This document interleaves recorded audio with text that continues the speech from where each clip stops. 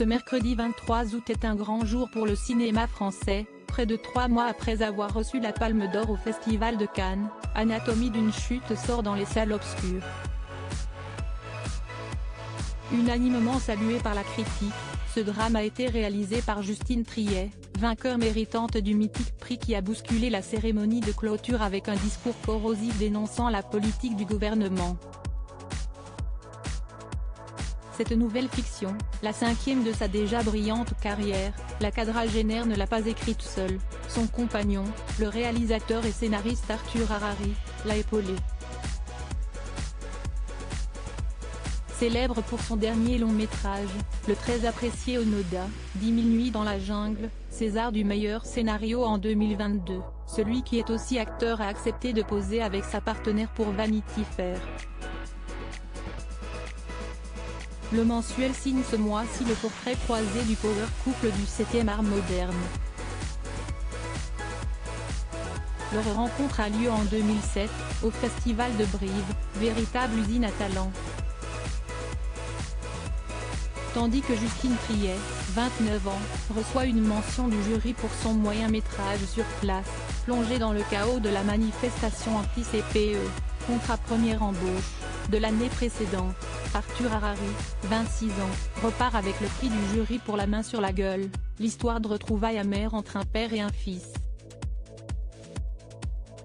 Supérieur à Sylvie Tellier, Carla Bruni, Johnny Depp, retour sur les moments insolites du Festival de Cannes 2023. Justine Triet et Arthur Harari, le power couple du cinéma français. Contrairement à un conte de fées, aucun coup de foudre ne se produit entre les deux prodiges. Il trouve que son film est prétentieux, se souvient-il même dans le magazine. Puis l'année suivante, en 2008, Justine Triet le convie à fêter ses 30 ans avec le Tout Paris. Il accepte l'invitation et arrive avec un disque de pop brésilienne, on apprendra qu'elle l'a détesté. Mais derrière les préjugés, la magie opère. 1 an et demi plus tard, elle tombe enceinte de leur premier enfant, une fille prénommée Liv et aujourd'hui âgée de 12 ans. Ils deviendront les parents d'une seconde fille en 2019. Entre-temps, il apparaît dans de nombreux films de sa compagne, La bataille de Solferino, Victoria, Sibylle.